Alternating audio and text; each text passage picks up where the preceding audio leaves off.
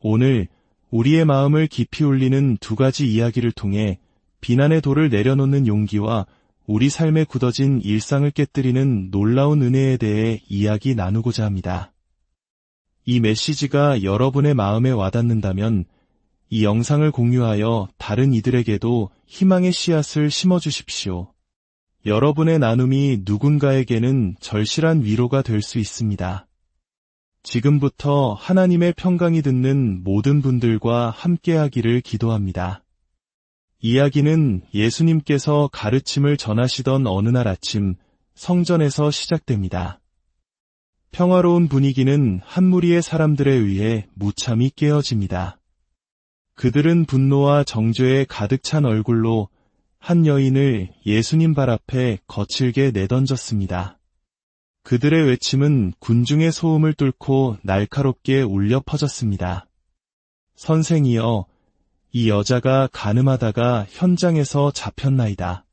모세의 율법에는 이러한 여자를 돌로 치라 명하였거니와 선생은 어떻게 말하겠나이까? 그들은 여인을 심판의 제물로 삼아 예수님을 시험하려 했습니다.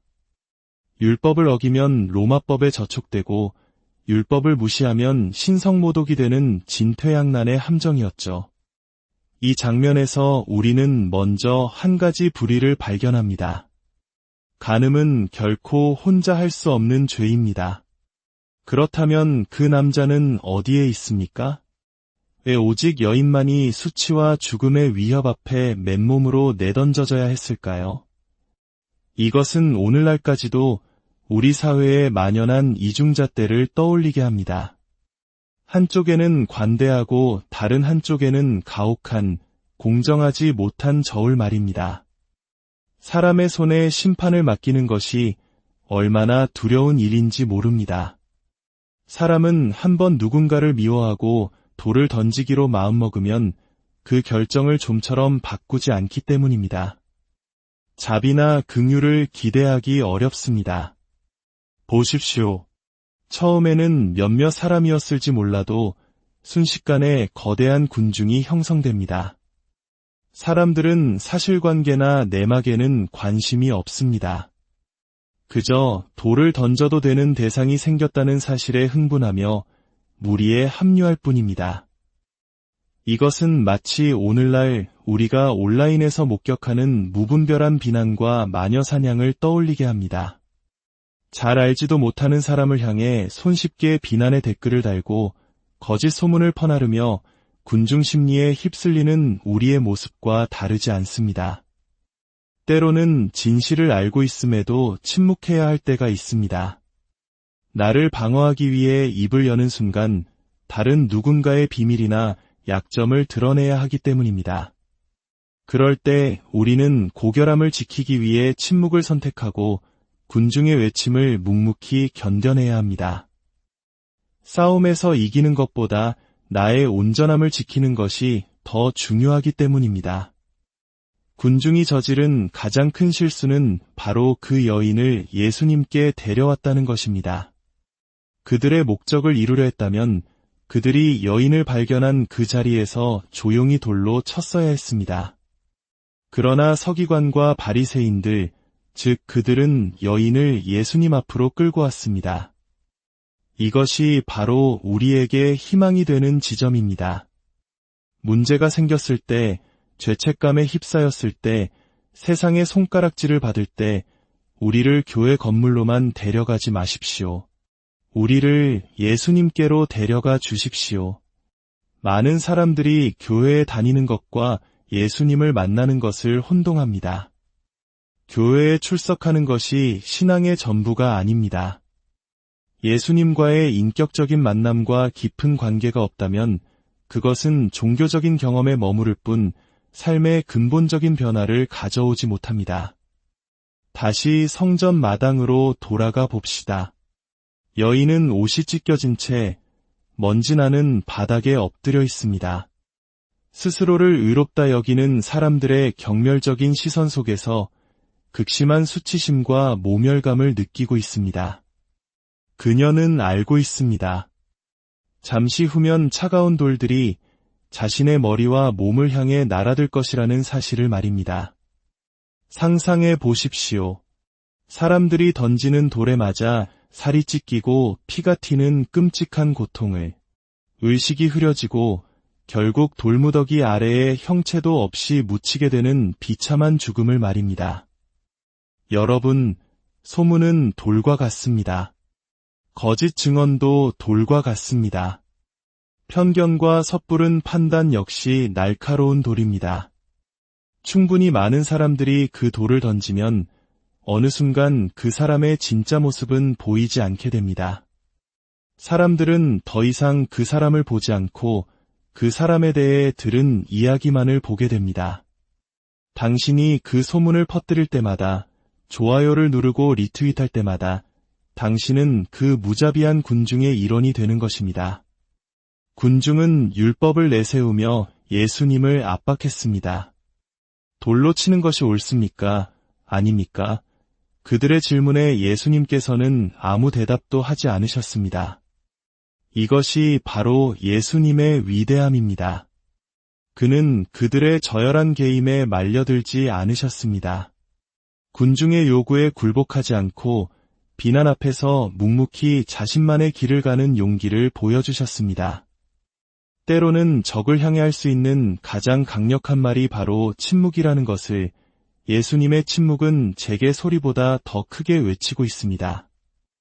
그분은 침묵 속에서 조용히 몸을 숙여 흙바닥에 무언가를 쓰기 시작하셨습니다. 이 이야기의 힘은 성경에 기록된 문자에 있는 것이 아니라 바로 주님의 침묵과 몸을 숙이신 행동에 있습니다. 저는 몸을 숙이실 수 있는 하나님이 필요합니다.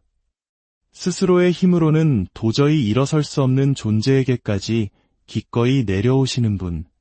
그분의 낮아지심은 나를 구원하기 위해 하나님께서 얼마나 멀리까지 오실 수 있는지를 보여줍니다. 내가 그분께 올라갈 수 없을 때 그분은 내가 있는 곳까지 내려오셨습니다. 우리의 더러움과 추함에 기꺼이 손을 대시는 하나님께 감사드립니다. 예수님께서 땅에 글을 쓰시는 동안 군중은 생각할 시간을 갖게 되었습니다. 지성과 무지의 차이는 바로 생각하는 것에 있습니다. 군중은 당신이 생각하는 것을 원치 않습니다. 그들은 당신이 맹목적으로 따르기를, 모방하기를, 복종하기를 원할 뿐입니다. 그러나 예수님은 그들에게 생각할 시간을 주셨습니다. 마침내 예수님께서 일어나 말씀하셨습니다. 너희 중에 죄 없는 자가 먼저 돌로 치라. 그리고는 다시 몸을 굽혀 글을 쓰셨습니다. 그 순간 돌을 들었던 사람들의 마음 속에서 기억들이 되살아나기 시작했습니다. 나이가 지긋한 사람부터 젊은이까지 자신의 삶을 돌아보게 된 것입니다. 수많은 실수를 저지르며 살아온 자신의 과거를 떠올렸습니다. 다른 사람을 비판하고 심판할 자격이 자신에게 없다는 것을 깨달았습니다. 우리 중 그 누구도 어리석은 짓 한 번 하지 않고 이 나이까지 살아남을 수는 없습니다. 우리가 얼마나 쉽게 잊어버리는지요. 나에게 절실히 필요했던 바로 그 자비, 나를 살렸던 바로 그 은혜를 말입니다. 내 자녀에게 필요했던 긍휼이 다른 이의 자녀에게도 똑같이 필요하다는 사실을 우리는 군중 속에 휩쓸려 너무나 쉽게 잊어버립니다. 무리를 따르는 것은 쉽습니다. 부자들의 무리, 가난한 사람들의 무리, 특정 직업군의 무리, 인종의 무리, 세상에는 온갖 종류의 무리가 있습니다. 하지만 조심해야 합니다. 그 무리는 당신을 파멸로 이끌 수 있습니다. 성경에서 귀신 들린 돼지떼가 바다로 뛰어들어 몰살했던 사건을 기억하십시오. 무리를 맹목적으로 따르는 것은 당신의 분별력을 마비시키고 선한 사람조차 다른 이에게 상처를 입히게 만듭니다. 예수님은 그들에게 스스로 생각하라고 도전하셨습니다. 성경은 그들이 양심의 가책을 받았다고 기록합니다. 양심의 가책, 회개. 이것은 오늘날 교회에서 점점 사라져가는 단어입니다. 우리는 유명한 설교자를 초청하는 것이 부흥이라고 생각하지만 자신의 잘못에 대한 깊은 깨달음과 가책이 없다면 진정한 부흥은 일어날 수 없습니다. 양심의 가책은 변화를 가져옵니다. 스스로에게 진저리가 날 때까지 나는 이보다 나은 사람이 될 수 있어, 더 고상하게 살 수 있어 라고 외칠 때까지 지속적인 변화는 일어나지 않습니다. 그들의 양심은 이렇게 속삭였을 겁니다. 나도 실수를 했어. 저 여인에게 돌을 던지는 것은 곧 나 자신에게 돌을 던지는 것이야.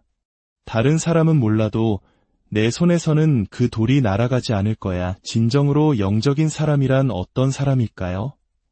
성경은 말합니다.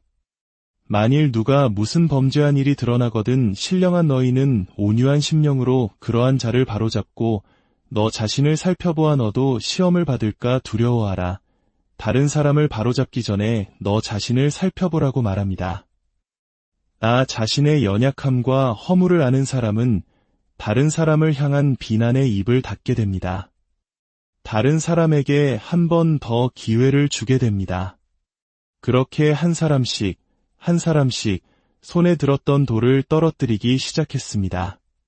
나이 많은 자로부터 시작하여 젊은이에 이르기까지 모두가 조용히 그 자리를 떠났습니다. 어쩌면 지금 이 순간 당신의 손에도 내려놓아야 할 돌이 있을지 모릅니다. 당신을 배신하고 상처 주고 속였던 사람에 대한 정당한 분노의 돌일 수도 있습니다. 하지만 기억하십시오. 당신 또한 누군가에게 상처를 준 적이 있었음을, 당신 또한 용서가 필요한 존재임을 깨달을 때 우리는 비로소 그 돌을 내려놓을 수 있습니다. 진정한 메시지는 환호성이 아니라 내려놓음으로 증명됩니다. 이제 두 번째 이야기로 넘어가 보겠습니다. 이 이야기는 습관이 어떻게 우리의 기대를 죽이는지에 대해 말해줍니다. 제사장 사가랴의 이야기입니다. 그는 평생을 하나님을 섬겼지만 그의 삶에는 채워지지 않는 깊은 슬픔이 있었습니다. 바로 자식이 없는 것이었죠. 그는 수십 년 동안 기도했습니다. 아내가 젊었을 때부터 이제는 아이를 가질 수 없는 나이가 될 때까지 기도를 멈추지 않았습니다. 그의 기도는 향기로운 향처럼 성소에 피어올랐습니다. 기도는 분위기를 바꿉니다.